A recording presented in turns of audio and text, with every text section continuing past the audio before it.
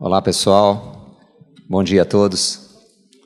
É uma alegria estar abrindo a palavra e tratando dos textos maravilhosos que ele tem para nós sobre esse assunto.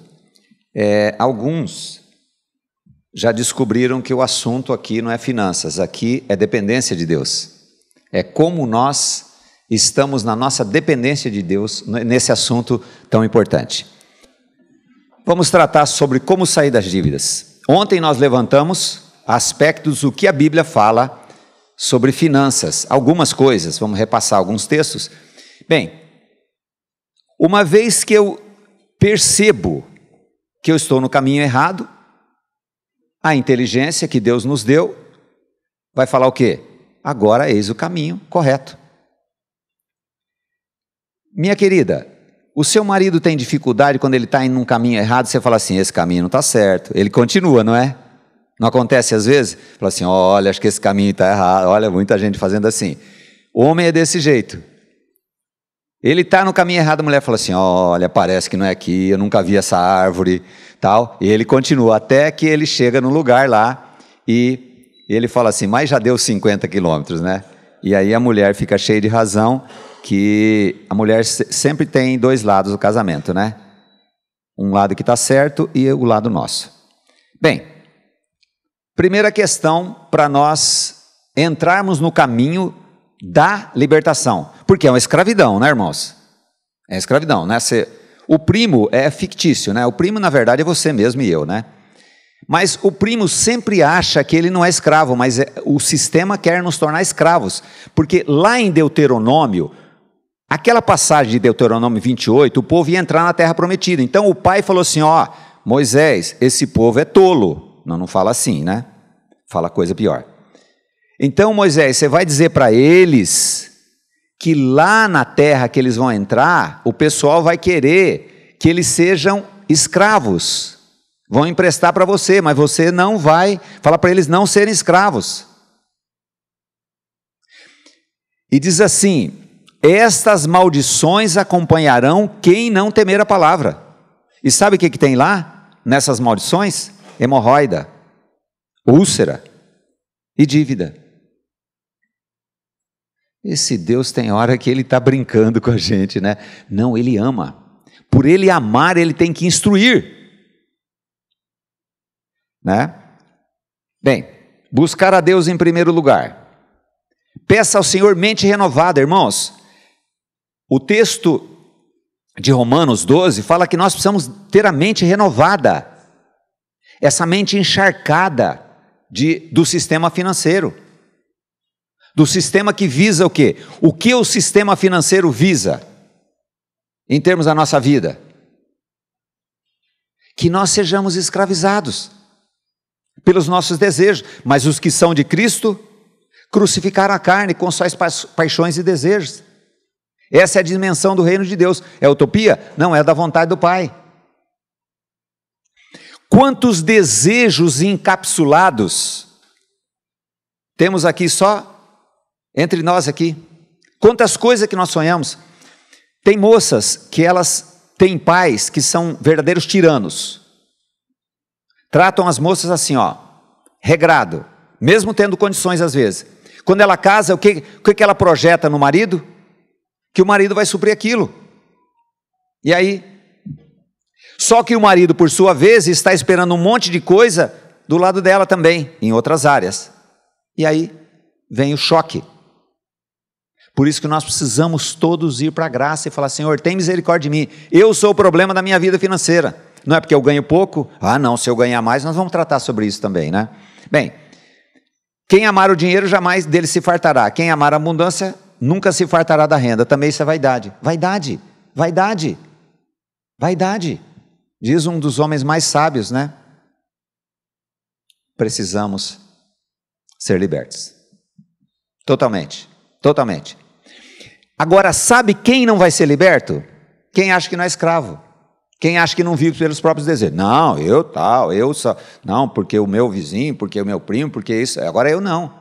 Irmãos, precisamos de revelação. Precisamos ser instruídos na palavra. Nós precisamos de revelação da nossa condição. Porque nós temos um bom conceito da gente. Nós temos um alto conceito de nós. Eu já encontrei homens sábios em finanças que viviam como escravos, tendo coisas, escravos, porque luta-se para ter, depois sofre-se para manter o que tem. É uma escravidão, tanto tendo como não tendo. Só temos o caminho. O novo e vive caminho, que nos foi concedido pelo véu, isto é, pela carne. É um texto precioso, está falando da crucificação. Que na morte de Cristo nós fomos incluídos, mortos, e Ele na ressurreição nos deu uma vida nova, liberto do quê? De nós mesmos. Dessas coisas que nós fomos encharcados. Bem, esta aqui é a parte do arrependimento. Reconhecer que precisa de mudança na sua vida financeira, que você é incapaz. Rememorando, incapaz tendo e não tendo. Eu estava uma vez, quem tem estrada tem história, né? Estava uma vez no encontro de casais e falando sobre maridos miseráveis, sovinas, mão de vaca, muquirana, munheca de samambaia, né? Alguns textos aí, depois de ir para tantos lugares pregar, as pessoas passam os textos para a gente, da maneira que, como se falar do pão duro, né? Do miserável. Aí, uma mulher cutucou o homem assim, né? Tipo, ele aí, né? Tipo, e ficou claro, porque quando você se mexe, a gente percebe algumas coisas assim, né? Quando você cochila, a gente percebe, mas pode cochilar, não tem problema. É melhor você cochilar do que você perturbar os outros, né? Aí, depois, sentei na mesa dele, sem querer, querendo. Aí eu falei, então, e aí, como é que tá lá em casa? Eu falei, mas esse aqui é um miserável de primeira. Então, não tem. Quando tem, se torna escravo de ter. E o grande medo de perder. Olha que texto maravilhoso de Oséias 5,15. Irei e voltarei para o meu lugar, até que se reconheçam culpados e busquem a minha face. Estando eles angustiados, de madrugada me buscarão. Olha só. A angústia é a desilusão por ter tomado decisões erradas. As cobranças do credor, as acusações são uma bênção para que venha o arrependimento. Sabe aquela angústia que você passa? Fala assim, puxa vida, estou querendo isso, ou não consigo pagar isso. Aquela angústia é benéfica na mão do Pai. Porque o arrependimento, segundo Deus, gera vida. E essa vida que o Senhor tem para nós. Uma vida de prosperidade, tendo pouco ou tendo muito. Olha o plano do Senhor para a nossa vida. Um dia foi na igreja um cântico que eles cantaram, né? Aqueles cânticos de triunfalismo, sabe? O Senhor e tal, e todo mundo, a igreja animada e tal, assim, e eu fui, para piorar o negócio deles, fui falar sobre o cântico. Na hora do cântico, as coisas são lindas, são românticas. Quando aquilo vai acontecer na nossa vida, irmãos? Nunca. Porque uma coisa é a minha vida espiritual e outra coisa é a minha vida secular, a minha vida... O que é isso? Não, é tudo a mesma coisa. O Senhor quer ser a plenitude na nossa vida em todas as coisas. Nós louvamos o Senhor porque nós somos amados. E nós louvamos o Senhor quando nós não temos. É contentar com o que tem. É o texto que nós vamos tratar, que já falei que nós vamos tratar de tanto texto, mas até umas 5 horas da tarde, mais ou menos, todo mundo já pode ir para casa almoçar. Bem, irmãos, então aquela angústia, aquele credor, ele é importante. A mulher cobrar uma coisa e você não poder, é importante, porque nós precisamos não trazer sobre nós a responsabilidade de falar assim, não, agora eu vou resolver, porque eu vou resolver é antecedido do eu, e o eu, o que o Senhor fez com o eu? O que o Senhor fez com o nosso eu? Ele aniquilou totalmente no seu corpo, para que seja a vida de Cristo. Nada faltou ao Senhor. E ele falou assim, quando os homens muito interesseiros falou assim, olha, quando viu ele reproduzir, lá multiplicar pão para um monte de gente, 5.000, só contando homens, fora criança, mulher e cachorro, eles falaram assim, esse é o cara que tem tudo. Aí o camarada falou assim, mestre, deixa eu te seguir. Sabe o que ele estava interessado? Ele estava interessado num Deus que multiplica o que não existe. O que o Senhor respondeu para ele? Aves do céu têm ninhos, lobos têm covis, o filho do homem não tem onde recostar a cabeça. Eu fico questionando, por que muitas pessoas, e eu, buscamos o conhecimento do Senhor? Possivelmente nesse bojo, nesse meio, tem muito a ver com prosperidade. Por isso que as igrejas da prosperidade crescem muito. Crescem de que maneira? De maneira acéfala, deformada. Misericórdia. Mas estes pregadores são importantes, porque o Senhor disse que no final dos tempos vai mandar a doutrina do erro. E para mandar a doutrina do erro tem que ter pregador do erro. E os incautos são o seu público. Irmãos, não precisamos viver dependente do sistema, não precisamos viver dependente de nós, não precisamos viver dependente de pregadores, nós precisamos depender daquele que veio ser nossa vida, Jesus Cristo. Bem, vamos voltar a uma coisa que todos gostaram muito ontem. Não compre mais nada a prazo. Vamos repetir este princípio fundamental. Chegar diante do Pai e clamar por não comprar mais nada a prazo. Quero contar um exemplo. Trifena era uma mulher que, quando o marido dela chegava depois do estudo, foram 12 semanas escutando a mesma coisa, que somos amados do Senhor, ela lanhava as costas do marido. E Trifena falava, você está louco, isso não vai funcionar, onde se viu? Esses textos nós nunca vimos na Bíblia. E o marido apanhava, porque uma felicidade do marido é aprender a apanhar com alegria, viu? Com um sorriso no rosto. Eu aprendi isso numa viagem que fizemos com um argentino que casou com uma mulher de Fortaleza. A mulher, ela era séria, brava, e ele estava sempre sorrindo. O nome dele é Borges. Eu cheguei para ele e falei, Borges, como você consegue, Borges? Ele falou assim, aprendi a apanhar sorrindo. E a Trifena batia no irmão, e ele aprendeu a apanhar sorrindo. No final do curso ele me contou, que chegava em casa e ela falava um monte de coisa, e ele persistiu em buscar o Senhor. Anos depois, eles foram libertos de um financiamento que eles estavam, entraram num apartamento novo e me chamou lá. Nisso a Trifena já tinha sido tratada, né? Porque 5 anos, em 10 anos, em 20 anos é um tempo bom de uma mulher ser tratada em finanças, viu, irmãos? Fiquem felizes que isso acaba um dia. O homem deve demorar menos um pouco, uns 40 e 50 anos.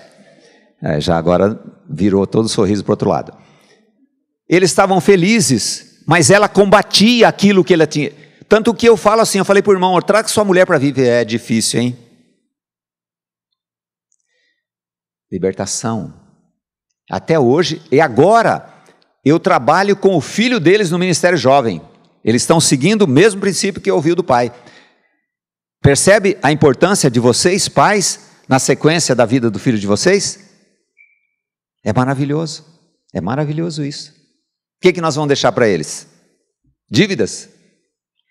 Aconselhei uma querida outro dia, foi na morte no enterro do pai dela, falou assim, querido, o que eu vou fazer?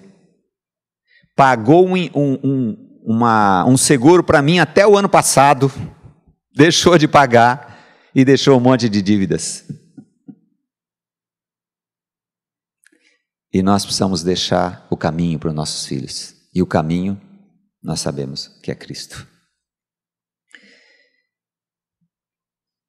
Não fique devendo nada a ninguém. A única dívida que vocês devem ter é de amar uns aos outros. Quem ama os outros está obedecendo a lei.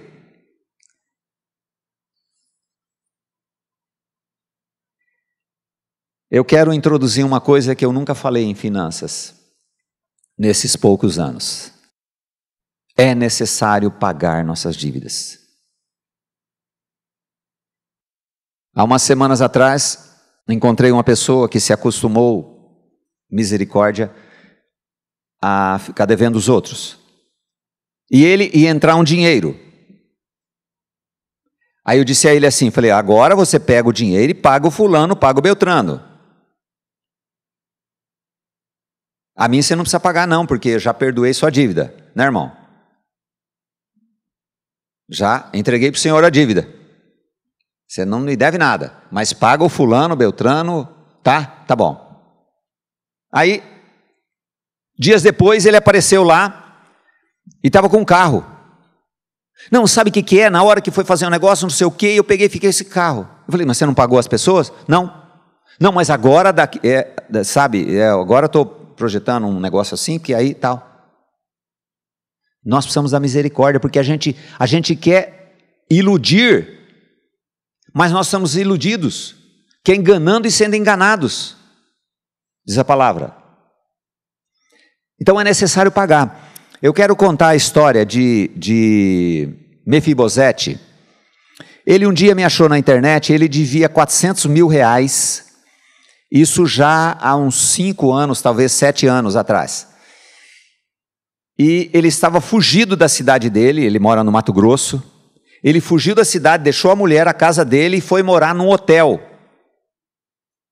Fugido, porque ele entrou com agiotas. Os agiotas estavam atrás dele. A agiota tem alguns métodos assim estranhos à lei, né? Ele teve que fugir.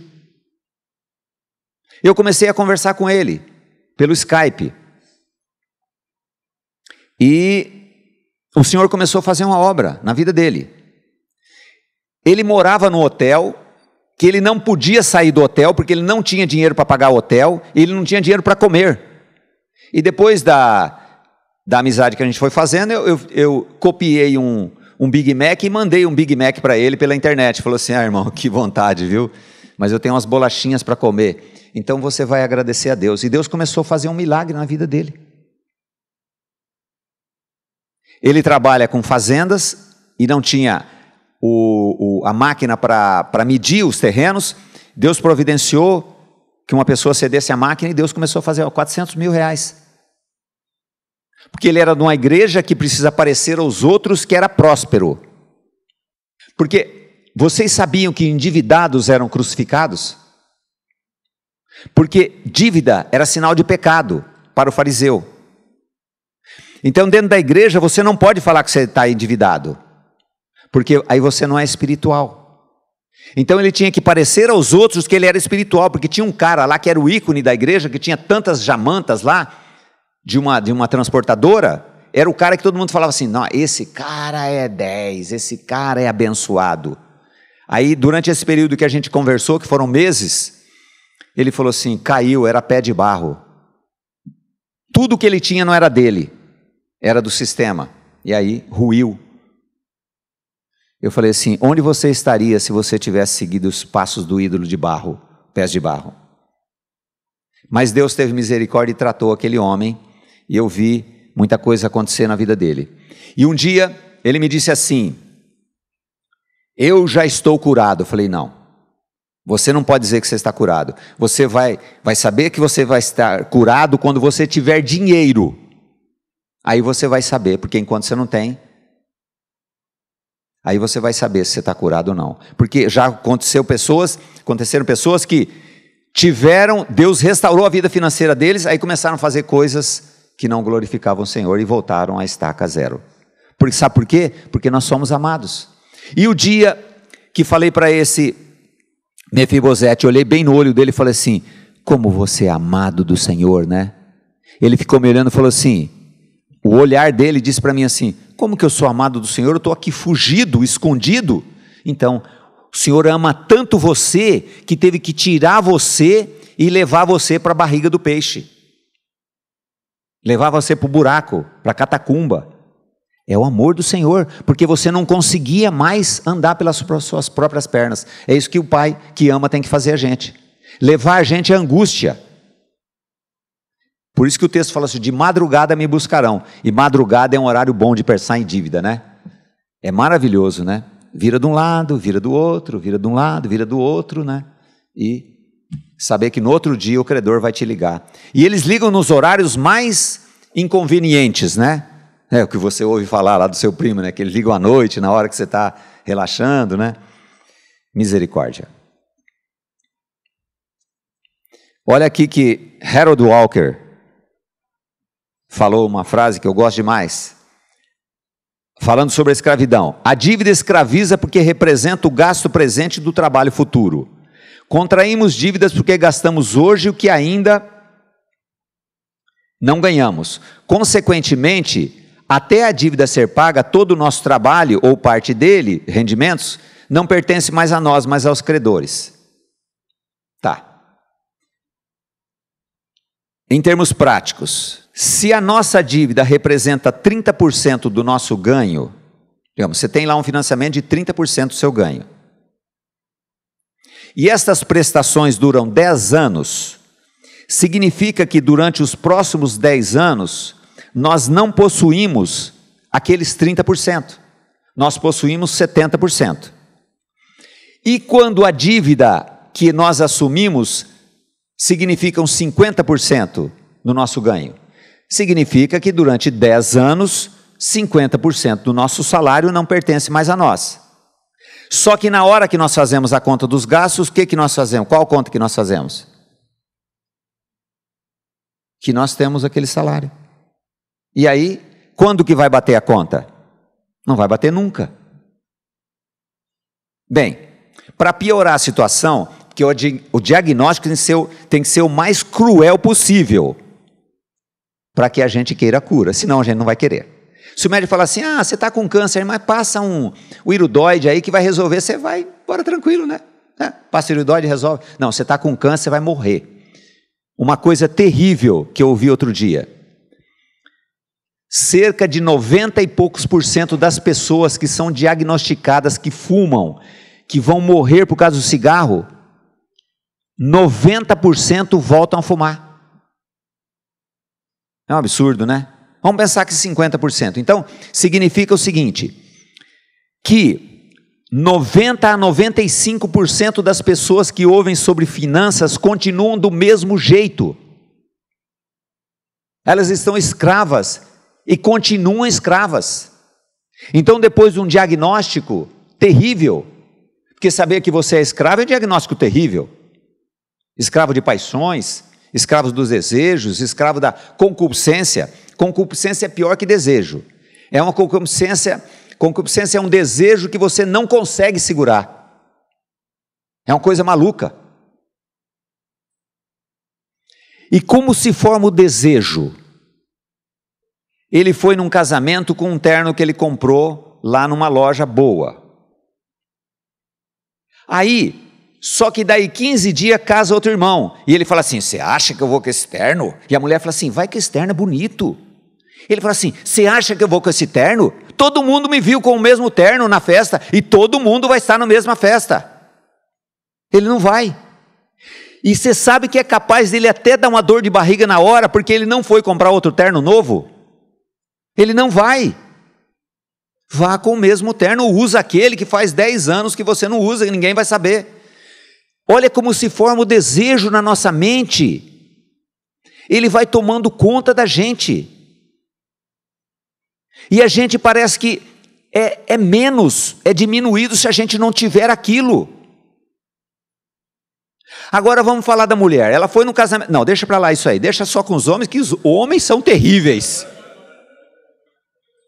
Homem, quando bota um negócio na cabeça, nem dinamite arranca da cabeça dele. Por isso que o texto fala. É homem, mulher, já fiquei em dúvida agora. Que é como goteira. Minha mulher gosta de dormir com goteira. Eu pus uma lata lá, pus um negócio para goteira. Que eu durmo bem, né? Graças a Deus. Mas disse que é igual uma mulher que fica uma goteira. Diz que uma tortura chinesa é botar um pingo de água na cabeça do cara. O cara endoida. É um pingo de água. Fala assim, vamos cortar teu braço, corta o braço, mas não deixa o pingo de água. A pingo. Compra. A prima tem, compra. O irmão tem, compra. Quem está rindo é porque já sabe que é assim. Desculpa, gente, não vi ofender ninguém. Escravo dos desejos. Agora tem gente que é mais contida, né? Tem gente que nem ri. É a mesma coisa. Mas uns são mais controlados, né? Eu encontrei um homem que falou assim, esse negócio aí, eu fiz um financiamento de 30 anos, paguei tudo certinho, não atrasei. Mas é valente, né?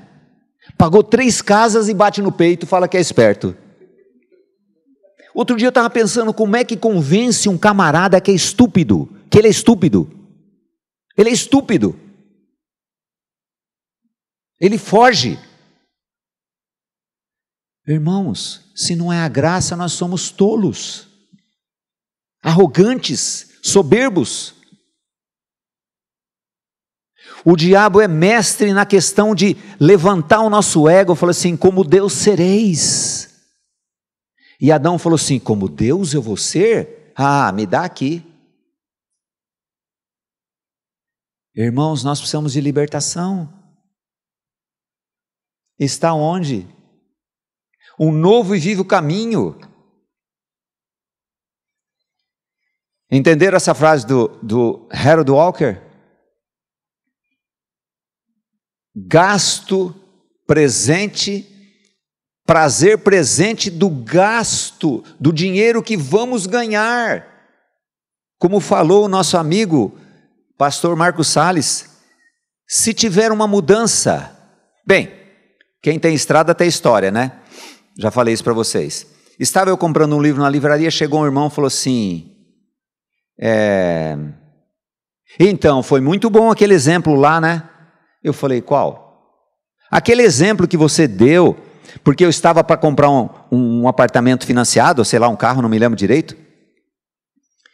E na hora eu falei assim, isso é para mim. Eu fui e não fiz o financiamento. Meses depois eu fui despedido. Aí eu fiquei pensando, olha, era eu mesmo. Então quando eu falo assim, sou eu, começa a mudança. Por isso que eu falei para vocês ontem, não fique pensando que é para o primo, não fique pensando que é para o seu irmão, não fique pensando que é para o seu filho, é para nós, irmãos. E uma coisa terrível que eu ia falar no começo, já vou falar agora, que eu não gosto de muita surpresa. Todos vocês aqui vão sair daqui com mais responsabilidade, porque agora sabem. E o que mais, a quem mais será dado, mais será cobrado, irmãos. O Senhor nos ama e vai insistir conosco para que nós não vivamos como cauda, mas com o cabeça que é Cristo. Bem, aí um texto atual, a dominação. Ficamos escravos do sistema financeiro, porque o rico domina sobre os pobres, e o que toma emprestado é servo do que empresta. Servidão, servidão, servidão. Partindo para a parte prática, uma questão bem prática, isso é bem importante. Anotar as coisas, anotar os seus ganhos e despesas. Como que eu vou tomar medidas? Como que esta igreja chegou a um acordo que precisava pôr aquela parede para lá, aquela parede para lá? Porque ela falou assim, poxa, mas espera aí, vem pessoas, eles ficam amontoados, não tem lugar para... Então, ela anotou aqui as medidas, viu que não é possível caber o tanto de pessoas que estão vindo à igreja, então eles aumentaram. Eles tomaram decisão em cima de coisas que eles anotaram, ou fizeram, isso, certo? Esse ar-condicionado, foi feita uma medição aqui, precisa de 200 pessoas, precisa de um ar-condicionado, é assim. Então nós precisamos anotar o que nós ganhamos e o que nós gastamos. E quando nós vamos fazer isto, nós vamos ficar surpresos de quanto nós botamos fora, como nós tratamos ontem sobre desperdício. Nós botamos fora um monte de coisa. Às vezes, eu saio para comer com a minha esposa e falo, não é questão de miserabilidade, é só você fazer conta. Puxa, eu mando tantos reais para o missionário e num jantar, às vezes eu gastei tanto, às vezes eu fico pensando isso. Então, quando nós começamos a fazer conta, não é uma coisa assim, eu preciso ser contabilista para fazer, não. Depois que você também acostumar a saber como é que é a sua vida financeira, você nem precisa mais fazer tanto, porque já sabe como é que funciona. Você sabe que você precisa economizar, né? Você não precisa, homens não são centopeia, eles não precisam de 30 pares de sapato no guarda-roupa. Não são centopeia, né? Que centopeia tem 100 pernas, né? Centopeia, né? Então, você vai vendo que você tem muita coisa, que você não amealha coisa que você não precisa, né? O sistema hoje quer que você troque o celular de quantos meses em quantos meses? Não que você vai ficar com aquele StarTech ainda, né, que você fazia assim para abrir, não é isso. Deus não é Deus de miserabilidade, isso que nós precisamos entender também. Porque geralmente a pessoa fala assim, se eu for fazer isso eu não vou poder comprar mais nada, eu vou viver miseravelmente. Não, durante um tempo você vai viver miseravelmente, porque você já vive miseravelmente.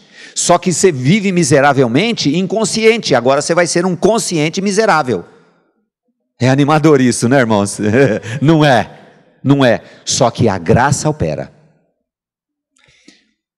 Vocês já viram como que um saltador de distância faz? Ele não chega ali e dá o pulo, ele vai lá atrás, porque ele precisa pegar impulso.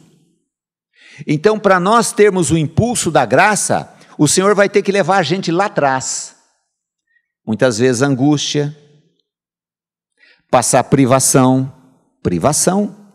É aquele texto que eu falei, Paulo falou assim, eu sei ter alegria na abundância e passar necessidade.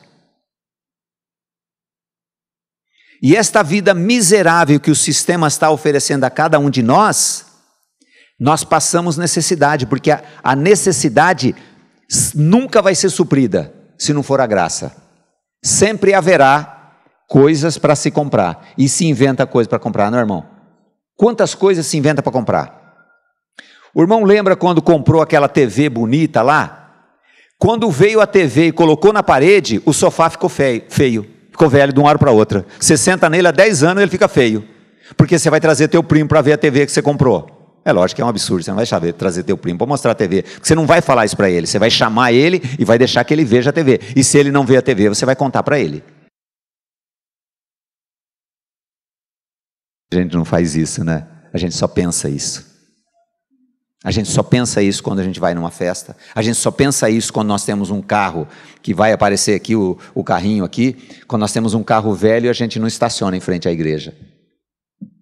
Um irmão me falou assim, eu sou de uma igreja dessa triunfalista, eu vejo os carros estacionados, e aquele irmãozinho que tem aquele fusquinha caindo aos pedaços, ele põe lá no fundo,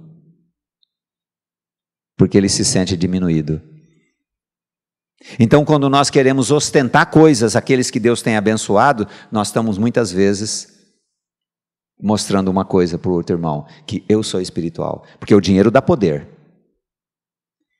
Warren Wiersbe, falando sobre o livro Crise de Integridade, ele tem um capítulo só falando de dinheiro, ele falou assim, o que destrói ministérios é soberba, dinheiro e sexo.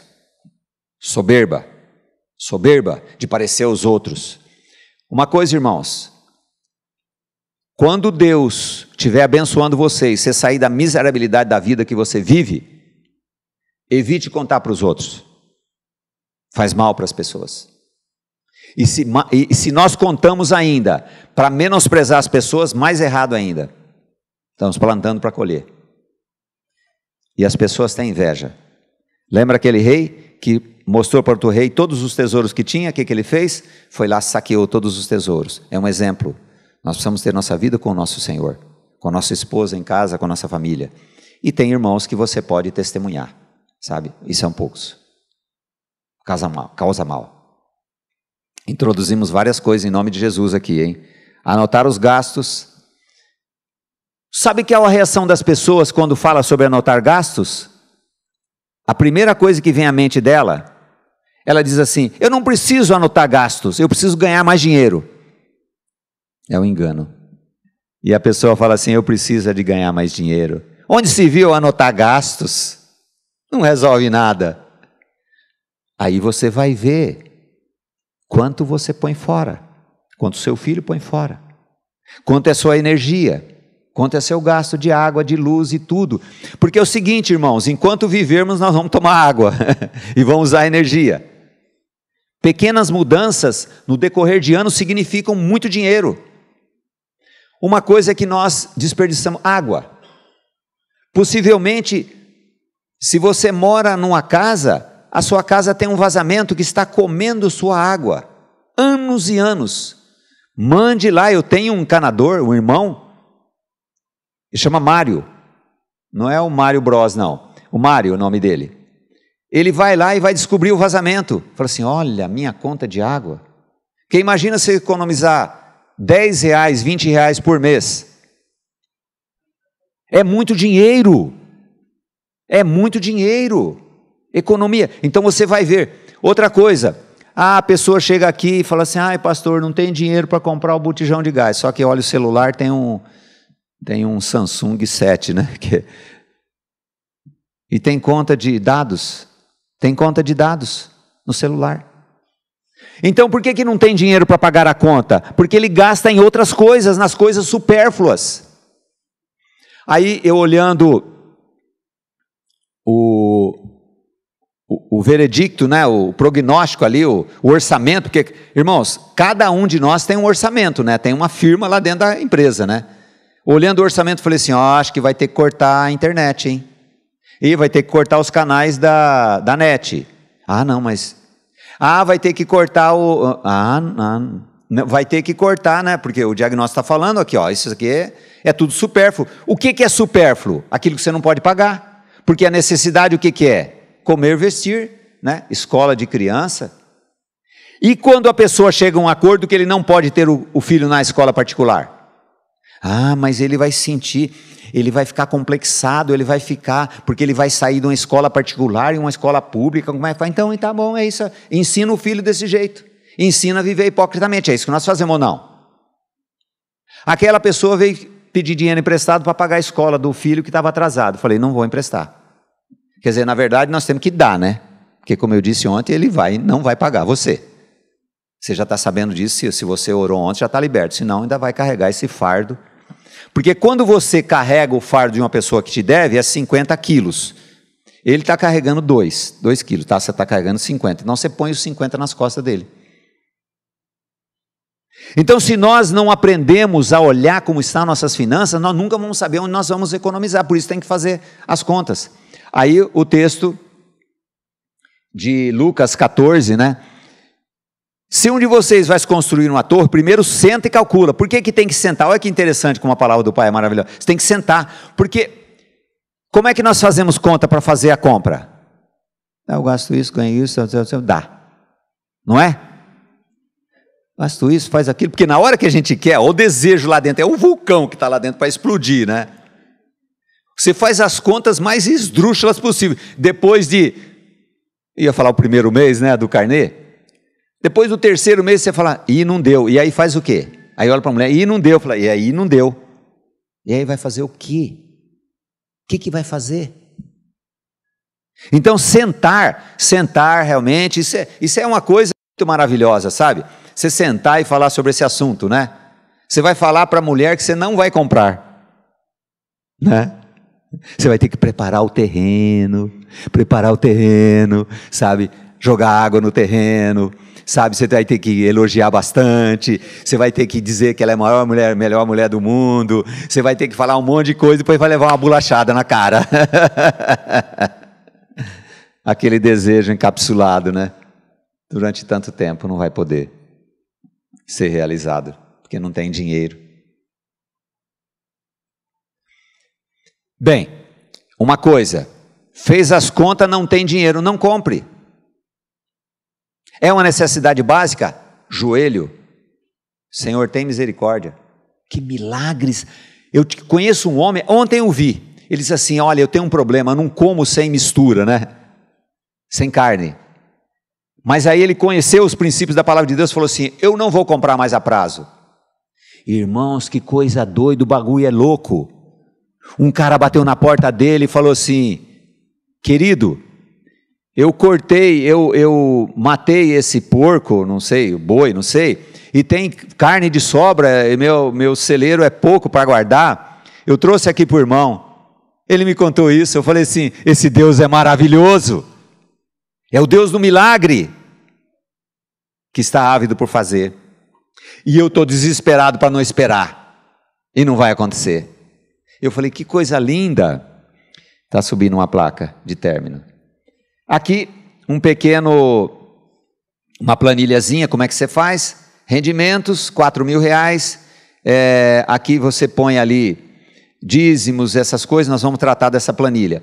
Aí você, prestação, água, luz, tal. É uma coisa comum, tem uma planilha aqui, Marcos Salles tem também essa planilha. Essa planilha aqui, como é que você faz as contas? Você vai anotando aqui. Você pode ver que receitas é o que entra, né? E gasto, receita tem 3 linhazinhas ou uma linha só, e gasto tem umas 30, 40 ou 50. Então, você já vê que onde vai o buraco, onde vai o dinheiro. Bem, se você está querendo realmente que as suas finanças fiquem em dias, você precisa fazer pesquisa. Ah, não adianta pesquisa, adianta. Até hoje, isso aqui que nós fizemos esse slide em 1945, continua a mesma coisa. Uma boa pesquisa resulta em até 20% da economia. Porque o que acontece? Todos vocês sabem isso. O mercado fala assim: batata a 20 centavos. Aí você fala: vamos comprar nesse mercado que a batata é 20 centavos. Aí na cebolinha é 3 vezes mais o preço. Ah, mas cebolinha é um massinho, batata é 5 quilos. Tá bom, e na carne? É assim que acontece. Então uma pesquisa de mercado vai ser muito importante, porque 20%, se você gasta R$1.000 de mercado por mês, que não é muito, né? Não é muito ou pouco? R$1.000, para uns são pouco, para outros é muito. Mas vamos dizer R$1.000 que é redondo. Se você economiza 20%, são R$200. É bastante, né? Mas no decorrer de 1 ano, 2 anos, 3 anos, é isso aí, fazer pesquisa. E quando possível, pechinchar. Minha mulher, maravilhosa mulher, ela cuida das nossas finanças de uma maneira maravilhosa. Demorou 12 anos para ela aprender a mexer com dinheiro.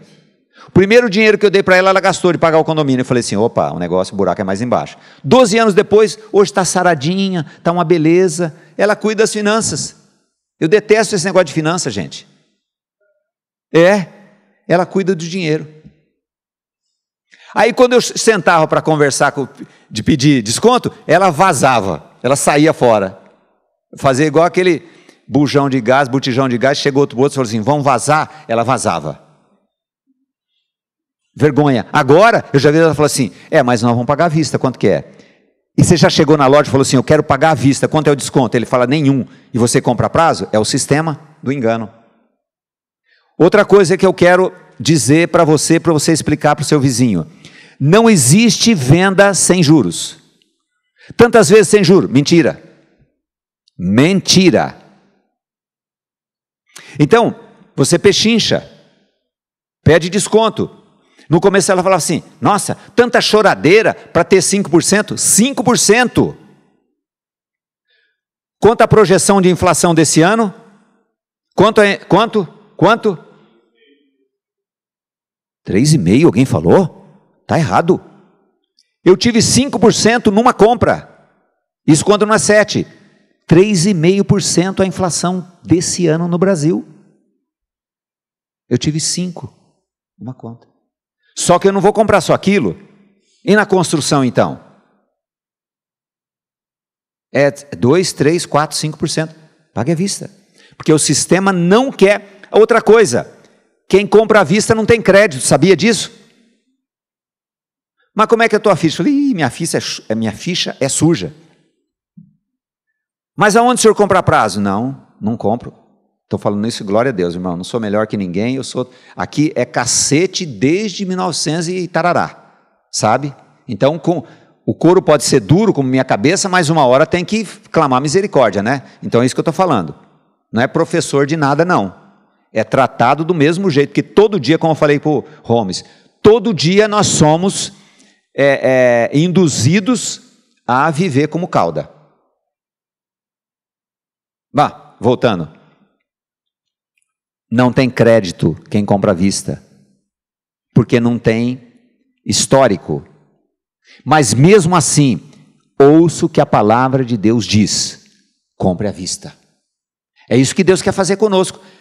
Possivelmente, muitos não vão conseguir hoje, porque ainda existe um prazo, vai ser tratado. Isso é um tratamento, irmãos. É um tratamento até chegar a isto.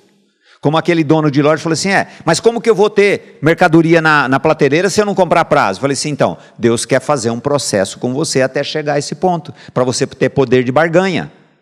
É isso? É o Deus que trabalha tanto nas minhas finanças pessoais como no meu trabalho, não é? Bem, pesquisa.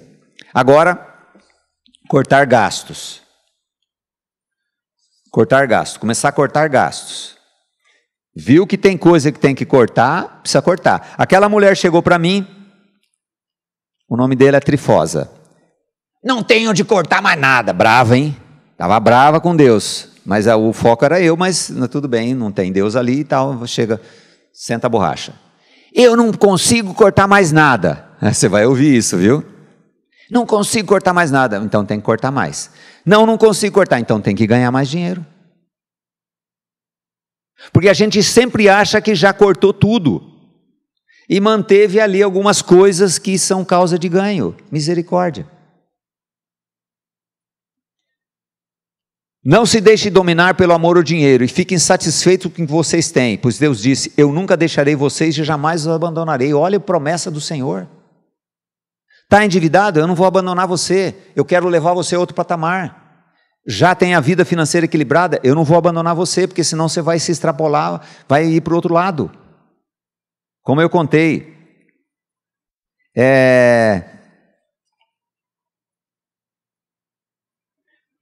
temos a tendência de sentir-nos menos amados se não conseguimos comprar o que julgamos necessário. É uma coisa de aceitação. Como eu disse para você, cada um tem uma história aqui, sabe? E o Senhor quer nos livrar dessas histórias que nós recebemos na nossa genética e do nosso ambiente familiar. O Senhor quer nos levar para a liberdade, sabe? Quando eu falei sobre a formiga, minha esposa falou, você precisa explicar por que você falou a formiga. Porque a formiga faz o seguinte, ela guarda, ela poupa, que ela vai chegar o tempo que ela não vai poder sair lá fora para trabalhar. E quando vai chegar esse tempo? Vai chegar um tempo que a gente não vai ter energia mais. Então é necessário que não confiar na riqueza, não confiar naquilo que nós guardamos, porque quem confiava na época do Collor, de um dia para o outro viu que não tinha nada. É confiar no Senhor que sempre vai estar conosco, nunca vai nos abandonar, mas é necessário que nós tenhamos uma provisão. Como eu estava falando para o irmão que é autônomo, quem é autônomo aqui, trabalha como autônomo? Então, nós já começamos um mês com uma carga, já começamos devendo. Agora precisa ter lastro, precisa fazer um saldo, né? Precisa ter sabe? Como eu disse, não é confiar naquilo, senão vai ficar escravo daquilo também. Você vê que o Senhor quer dar equilíbrio em tudo? É necessário que nós tenhamos esse equilíbrio vindo do Senhor. Agora, ficar satisfeito com o que nós temos é uma coisa do Senhor. Fique feliz com o que você tem, mesmo que seja pouco. Porque o texto diz, 1 Tessalonicenses 5,18, em tudo dai graças, pois esta é a vontade de Deus em Cristo Jesus. O que significa esta é a vontade? É a vontade de Deus que sejamos prósperos, mas é a vontade de Deus também que somos amados, que nós tenhamos angústias. É a vontade de Deus. O Filho de Deus que confia no Senhor, ele agradece. Já está tocando a buzina para eu terminar? Eu quero contar uma história. Uma das histórias mais lindas que aconteceram comigo. Uma irmã, depois de ouvir sobre finanças, me disse assim, eu queria marcar uma hora, falar sobre finanças. Aí chamei minha esposa para vir junto, né? E ela começou a contar sobre as finanças dela. Aí, ela disse que tinha uma situação, um carro, uma coisa assim. Aí nós demos alguns conselhos. Falei, olha, sua situação não é difícil. Mas eu quero lhe contar uma coisa. Comecei a contar uma história tola, de quando nós confiamos que somos amados do Pai. Quando um filho, o pai chega para ele e fala assim, olha, se você estudar, passar de ano, isso é fevereiro, no final do ano eu vou te dar uma bicicleta. Aquele filho que confia no pai e vai estudar, ele vai passar de ano. Então ele já sai para a molecada do bairro e fala assim, olha, já ganhei uma bicicleta. Aí o menino fala assim, mas cadê sua bicicleta? Fala, não, meu pai, eu já creio que eu vou ganhar uma bicicleta, porque meu pai é verdadeiro. E meu pai tem condição de suprir. Então eu já sei até a cor que eu tenho da bicicleta. Ele vai passar o ano sonhando com aquela bicicleta. Porque às vezes, irmão, nós precisamos sonhar. Nós precisamos colocar nossos sonhos diante do Senhor. E Ele é ávido para cumprir. Nós precisamos só nos agradar dEle. É o Salmo 37. Agrada-te do Senhor, Ele concederá o desejo do seu coração. Mas quando nós somos tão cheios do Senhor, que os desejos nossos são os desejos do Senhor. Então vão ser cumpridos. Olha que coisa maravilhosa. Eu queria ter meia hora para falar sobre esse assunto. Esse texto. Aí, quando eu estou contando para ela sobre a bicicleta, ela começa a chorar. E fala assim, eu nunca me senti amada do Pai, nunca me senti amada do Senhor. Porque quando eu era pequena, meu pai disse assim, se você passar de ano eu vou te dar um relógio. Olha como o Senhor traz as coisas profundas e traz para fora para curar a gente dos traumas passados, das heranças genéticas, como eu falei, do que nós recebemos no congênito, quando nós estávamos na barriga da nossa mãe. Olha a formação que nós somos, é bombástica, é explosiva a formação que nós tivemos, começando com a natureza de pecado. Aí ela disse assim, eu passei de ano com boas notas, meu pai não me deu o relógio. No outro ano, porque naquele tempo os filhos não falavam com o pai, né? Se o pai falasse não, não, acabou. A gente podia morrer por dentro, mas a gente não falava nada. No outro ano, ela passou de ano novamente nas matérias lá, e o pai não deu o relógio. E ela disse assim, olha, agora que eu percebi, o primeiro presente que eu comprei para mim, quando eu tive dinheiro, foi um relógio. O primeiro casamento meu, eu supri a casa, porque eu sempre ganhei muito dinheiro. E o segundo casamento também, chorando ela disse assim, eu nunca criei que eu fui amada, eu nunca fui cuidada. Aí comecei a falar do amor do Pai. Irmãos, eu tenho visto muita gente que não crê que é amada do Senhor. O que resta para a nossa religiosidade se eu não creio que eu sou amado de Deus? Eu vou ver um Deus sempre com um chicote, um Deus sempre com a mão encolhida, para me abençoar, e esse não é o Deus da Bíblia. Nós somos abençoados totalmente em Cristo Jesus, para viver segundo nossos desejos, não, para nós louvarmos e vivermos para a glória do Senhor. Isso é uma coisa prática da vida cristã, porque vida cristã é ter Cristo, vida cristã não é religiosidade. Se você acha que nesta igreja você vai encontrar alívio para a sua vida, você não vai encontrar. Você vai encontrar irmãos que amam você, que vão falar de Cristo. Você precisa de Cristo na sua vida. Mulheres que tiveram pais que não as amaram, vocês precisam crer que são amadas do Pai. Como eu disse, como vai ter um relacionamento de casamento se eu não confio no meu marido? E a minha esposa não confia em mim? E aquela mulher viu naquela noite o começo de uma nova história da vida dela. Ela viveu buscando alguém que cuidasse dela, porque o pai não cuidou dela. E a projeção do pai terreno é aquilo que nós pensamos do pai eterno. Misericórdia. Por isso que precisa libertação. Precisa crer que nós somos libertos, que naquela cruz nós recebemos uma nova identidade de filho. Uma das histórias mais lindas da Bíblia é de Mefibosete. Mefibosete, o nome dele significa vergonha destruidora. Ele era neto de Saul. Quando Saul morreu, a serva, a escrava foi levá-lo, porque ele ia morrer, porque acontecia o seguinte, entrava outro rei e matava todo mundo da família. Esse rei dos reis teve que fazer a mesma coisa, irmão. Olha que revelação maravilhosa. O Rei dos Reis teve que nos matar naquela cruz, para nos fazer de novo em Cristo. Então o que acontecia lá? Bem, voltando a Mefibosete.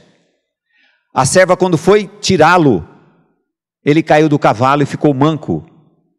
Uma criança, criada fugida, num lugar chamado Lodebar, na casa de Maquir. Maquir significa vendido, Lodebar significa terra árida. Ele era um cara que cresceu complexado, aleijado,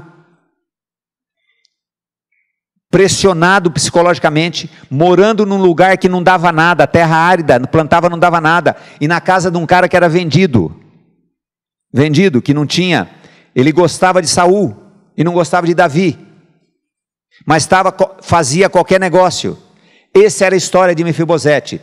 Davi, que significa Deus na história, falou assim: há alguém da casa do meu irmão Jonatas para que eu use de misericórdia? É isso que Deus fez em Cristo Jesus. Olhou e falou assim: vá buscar esses daí que estão escravos. E veio Mefibosete. Eu fico imaginando Mefibosete na frente do rei, tremendo, e falou assim: agora já é só um pedaço de homem, agora não vai sobrar nada.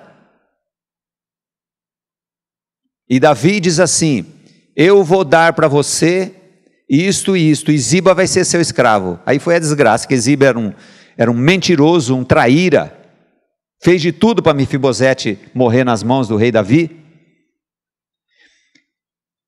E num gesto de reconhecimento de incapacidade, Mefibosete diz assim: por que você olhou para um cão morto como eu? Sabe qual foi a resposta de Davi? Nenhuma. Você vai sentar na minha mesa. Bem, aí acontece a história, poderia tratar sobre isso aqui, se Deus quiser. E aí ele não foi lutar com Davi. E o Ziba falou assim: tá vendo Mefibosete? Você abençoou ele não foi lutar comigo, a seu favor. Só que o Ziba não juntou o cavalo, não pôs o arreio, e ele não pôde ir. Aí Davi falou assim: bom, então agora a parte do que é seu eu vou dar para Ziba. E ele fala uma coisa maravilhosa de quem reconhece que é amado. Ele falou assim: mas uma coisa Ziba não vai poder tirar: sentar na mesa junto com meu pai. Nós precisamos estudar a história desse homem que tinha noção que ele era um verme, que ele era um doente, que ele era um complexado. E nesse meio tem muita gente complexada, muita gente com uma estima mais baixo que o buraco que a cobra faz. Misericórdia. Mas nós temos um lugar na mesa do Pai. O lugar é para nós, para filhos, para quem foi rebelde, para quem é endividado, para quem é nó cego, quem não paga o que deve. A graça é só para falidos. Mefibosete era o falido, e a graça encontrou-se com ele. E ele estava feliz. Ele falou assim: Ziba, fique com tudo, mas eu quero viver na presença do Pai. É isso que nós queremos, Senhor. Gente, viver na presença do Pai, até o dia que formos levados. Em oração, submeta ao Senhor suas decisões quanto aos gastos. Tudo que possuímos pertence ao Senhor, irmãos. Devemos gastar de forma a agradá-lo, e não com propósitos egoístas. Propósitos egoístas. Querer parecer aos outros o que somos, sendo que não somos. Mas acima de tudo, isso eu queria que você guardasse: somos amados, independente do que fizemos e que vamos fazer. E esse tesouro de amor, vindo da graça do Senhor, não tem traça nem ferrugem que corrói. Que o Senhor abençoe cada um de vocês aqui, com essa graça maravilhosa proveniente de Cristo Jesus. Amém.